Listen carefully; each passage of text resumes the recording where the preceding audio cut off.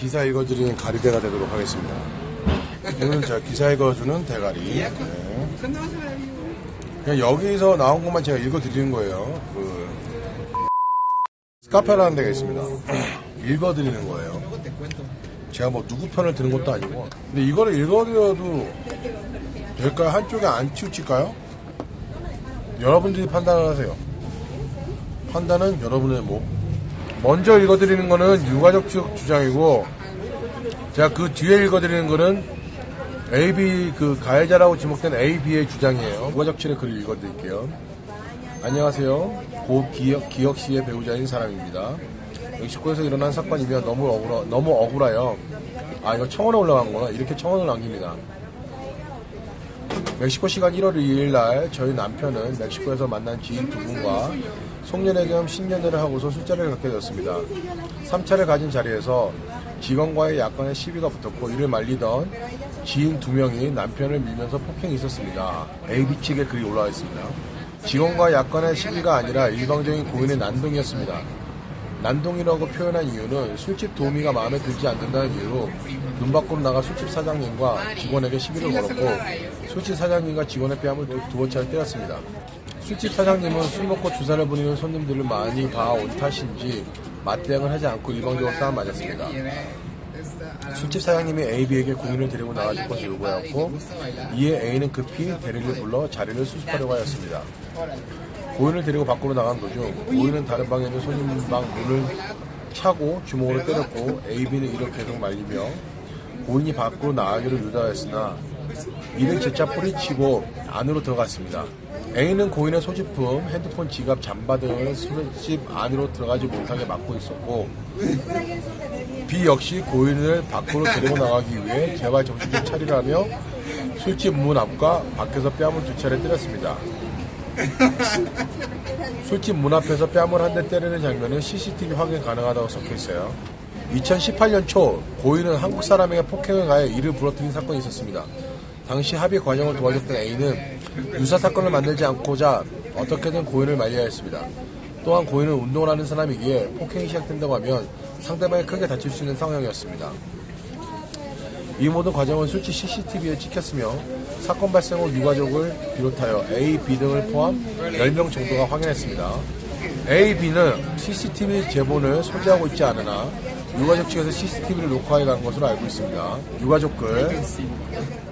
잘 보이지 않는 CCTV 화면에서 둘러싸여 있다가 남편은 쓰러졌다. AB 측 글. 고인을 밖으로 끌어내는 과정에서 손님 방문을 발로 차고 주먹을 친 행위. 몇몇의 손님들이 싸움이 난 줄 알고 밖으로 나왔고, 나이 지긋한 손님 한 분이 나가와 훈계를 하자 고인이 격분하여 폭행을 하려고 했습니다. A는 죄송하다 대신 사과하며 손님을 방 안으로 들어가시게 했고, 이 모든 과정 역시 CCTV에 다 나옵니다. 목격자 대리기사 2명, 술집 관계자들. 불에 못 이긴 고인은 영상 3도의 부슬비가 내리는 쌀쌀한 날씨에서 상의를 완전히 탈의한 채 계속 술집 안으로 들어가려고 시도했고, 싸움을 걸고자 했습니다. 술집 안에는 CCTV 영상의 비교를 설명한 상태이고, 유가족이 주장하는 잘 보이지 않는 CCTV 화면은 술집 밖의 상황입니다. 사건 당시의 시간은 밤 11시 정도라 주위가 어두웠고, 술집 CCTV와의 거리가 대략 30m 정도입니다. 하지만 희미하게나마 고인이 뒤로 넘어가는 형체가 CCTV에 나옵니다. 유가족 측글. 이후 의식이 없어 인근 병원으로 이동하였습니다만 병원은 사건 지점과 3.9km였고 5분이면 가는 거리를 방치 후 이동하여 총 20에서 25분 뒤 도착하였습니다. 대리기사를 불러 남편을 뒷자리에 태워 대리기사와 둘만 보냈었습니다. 119도 부르지 않고 그렇게 이동하는 도중에 남편은 차에서 발작을 일으켰고, 병원에 도착하였는데 이미 손을 쓸 수 없을 만큼 출혈량이 많아 병원에서도 가능성이 희박하다 하였습니다. AB의 반박글입니다.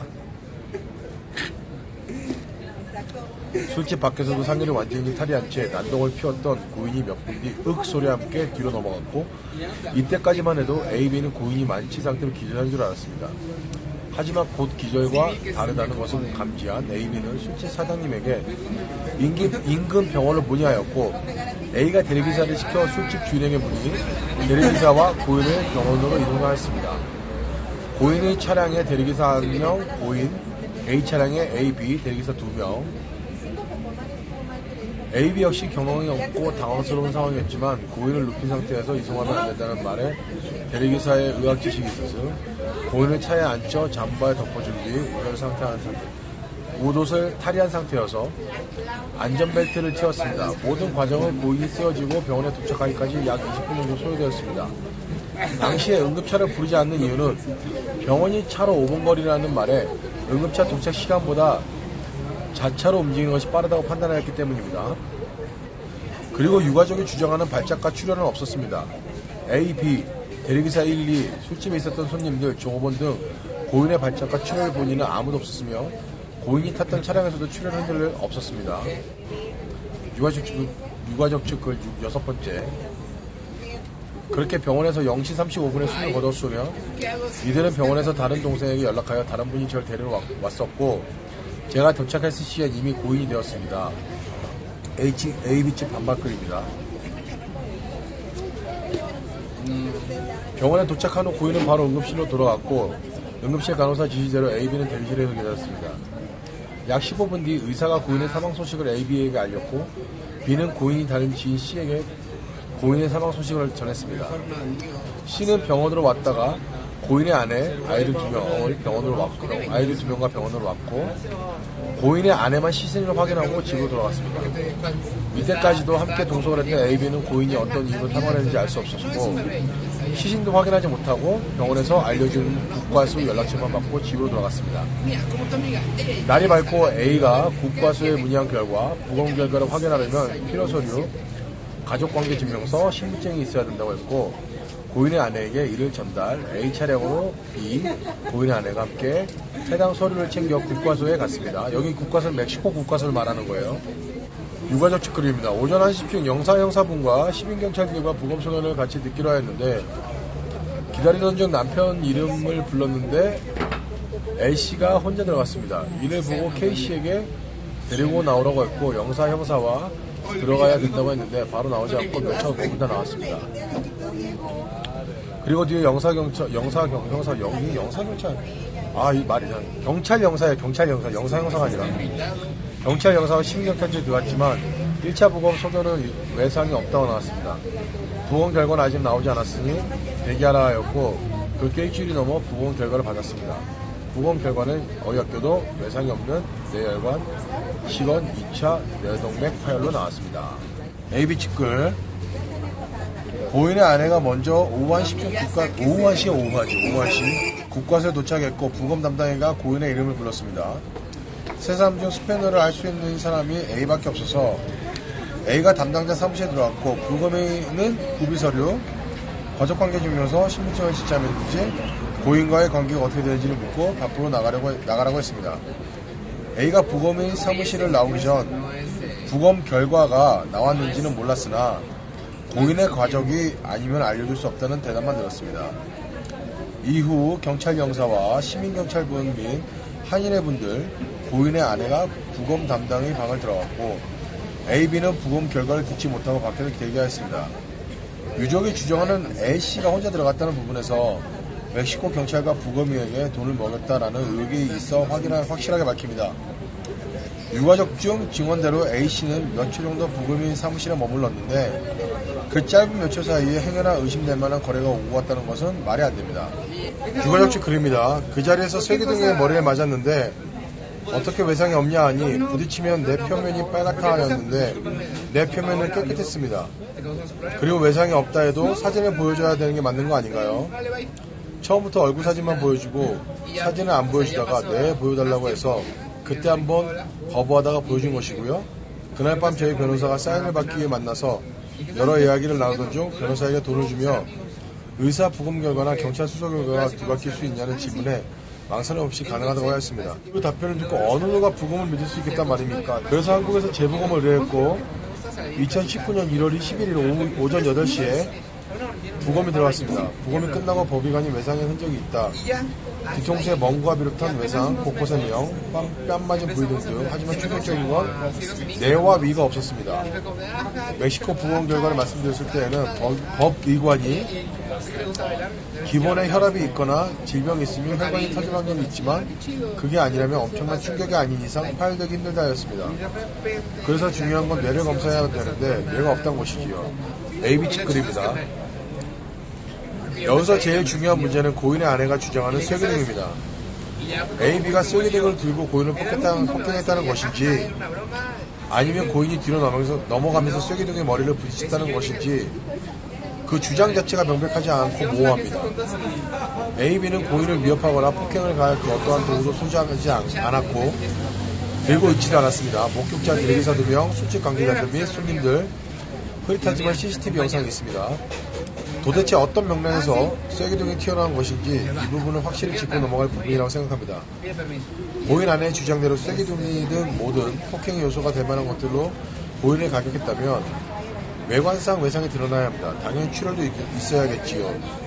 하지만 외상이 없다. 내 표면이 깨끗하다 함은 타인에 의한 폭행이 없었다는 뜻인데 이는 유가족의 주장과는 앞뒤가 맞지 않습니다. 위에서 언급한 바와 같이 A가 부검인을 만나는 시간 단 며칠이었고 가족 외에는 부검 결과를 알 수 없는 상황에서 돈으로 결과를 바꾼다? 이것이 과연 가능한 일인지 여러분들에게 묻고 싶습니다. A, B는 부검 결과에 대해서 지금도 명백하게 아는 것이 없고 주변에서 이렇다 저렇다는 얘기만 들었을 뿐입니다. 부검 결과는 가족들만 알 수 있기 때문에 A, B가 알 수 있는 상황이 전혀 아닙니다. 따라서 고인이 시신에 뇌와 위가 없다는 얘기도 유가족의 국민청원을 보고 알았습니다. 고인의 부검 결과 멕시코 항구 부검 결과를 아는 사람은 유가족뿐이라 이 부분은 유가족 측에서 사실을 확실히 증명해 주셔야 할 것 같습니다. 네, 유가족들 돈을 준 게 아니라면 외부에 힘이 없었다면 외상이 없는 뇌혈관으로 자연사 판결인데 왜 뇌를 보내지 않았을까요? 참으로 답답하고 기가 막힙니다. 현재 변호사에게서 들은 바로는 멕시코 수사는 지금 진행되지 않고 있습니다. 이유는 부검 결과가 자연사이기 때문입니다. 방치한 과실치사를 물었으나 자연사이기 때문에 그에 대한 처벌도 없답니다. 말이 되는 건가요? 한국에서는 처벌이 가능하다는데 제발 한국과 멕시코에 체결된 형사사법공조조약에 근거하여 한국 법무부를 통하든 외교부를 통해서 정식 요청과 수사 부탁드립니다. AB 측글이요. AB는 그 누구에게도 돈을 주지 않았습니다. 더불어 외부의 힘을 이용한 사실도 없습니다. 폭행에 의한 사망이 확실하다면 AB가 당연히 먼저 구속이 되고 경찰 조사가 이루어져야 되겠지만 AB는 사건 당일 경찰 2명과 병원에서 사건에 대한 진술을 하고 A만 스펙을 할 수 있기 때문에 경찰 질문에 대한 대답은 A가 경찰이 인적사항, 이름, 주소, 전화번호를 잡고 신분조회를 하면 더 이상 연락은 없었습니다. AB는 2차에서부터 만취가 된 고인을 집으로 돌려보내기 위해 노력했습니다.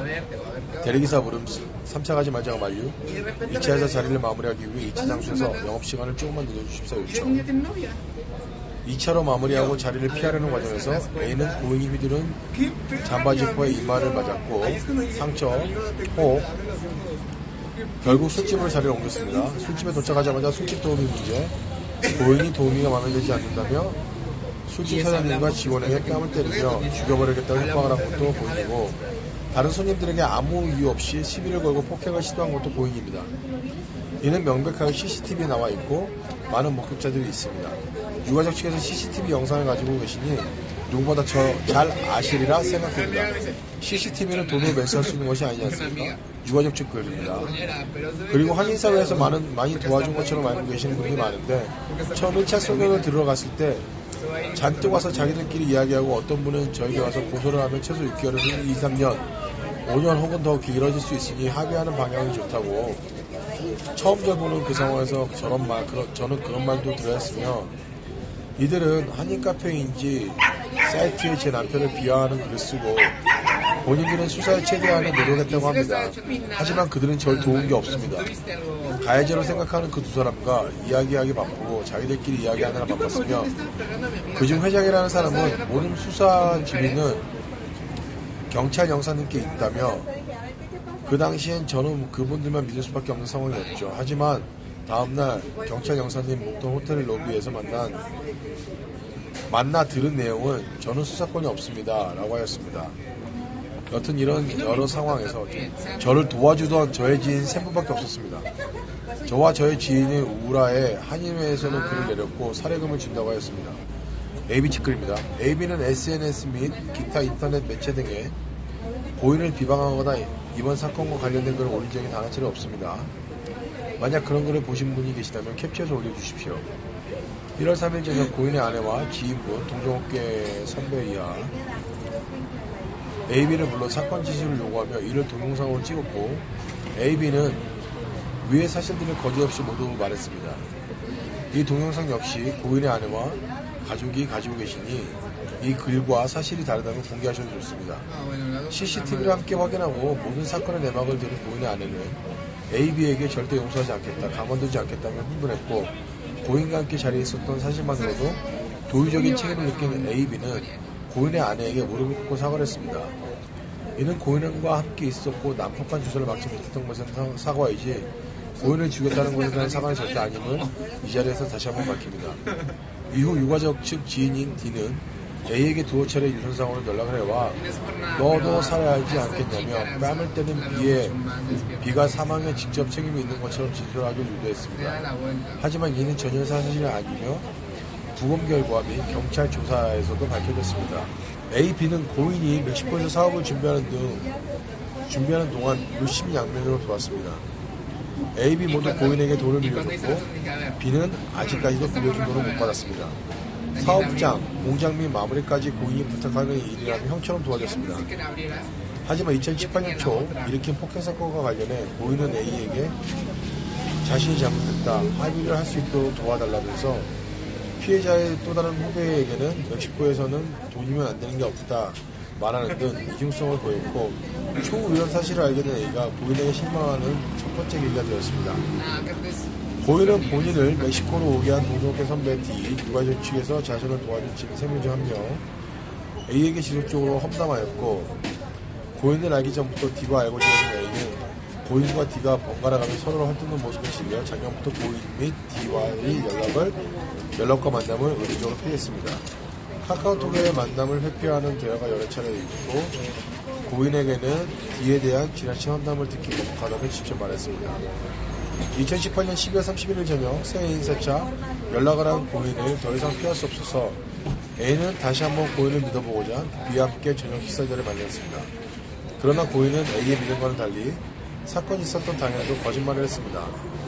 자차가 없었던 고인이 못 보던 고급 승용차를 끌고 와서 엄마 카드로 차를 샀다며 자랑을 했습니다. 하지만 사건이 터지고 나서야 고인의 차가 아닌 D가 한국에 휴가를 간 후배차를 임의로 빌려준 차라는 것을 알게 됐습니다. AB는 그동안 도의적인 책임 외에도 고인의 어린 자녀들을 생각해 무성한 소문과 비난으로 침묵을 지키고 있었습니다. 하지만 이제는 침묵만이 답이 아니라는 생각에 어찌 보면 고인의 치부와 유가족의 상처가 될지도 모르는 그날의 진실을 낱낱이 밝혀야 하는 유감스럽게 생각합니다. 여기까지가 이제 본문이 끝이에요.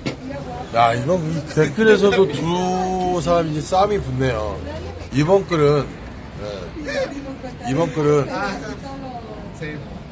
그 사망한 기혁씨 배우자가 또 올린 글이에요.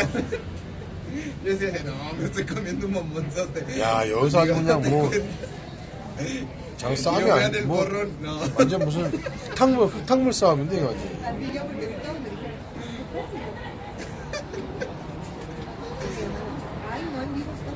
그에 대해서 또 그 밑에 또 같이 있었던 A씨가 또 반박글을 올렸고 서로가 억울한 거지. 서로가 유족은 유족대로 억울하고 같이 있던 사람은 같이 있던 사람대로 억울하고 흙탕물 싸움이네. 흙탕물 싸움이에요. 일이 점점 커지네요. 일이 점점 커지고 싸움은 흙탕물 싸움이 돼가고 있고 지금 여기서는 둘이 어떻게 흙탕물 싸움을 했냐면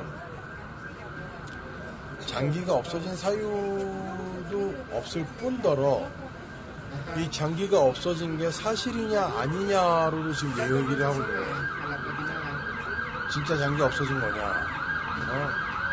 근데 장기가 없어진 게 아니에요. 장기는 없어진 게 아니라 그 장기는 시신에서 없어진 거지 그 장기의 행방을 모르는 게 아니에요. 그 장기는 멕시코 그 국과수에 갖고 있다잖아요. 멕시코 국과수에서.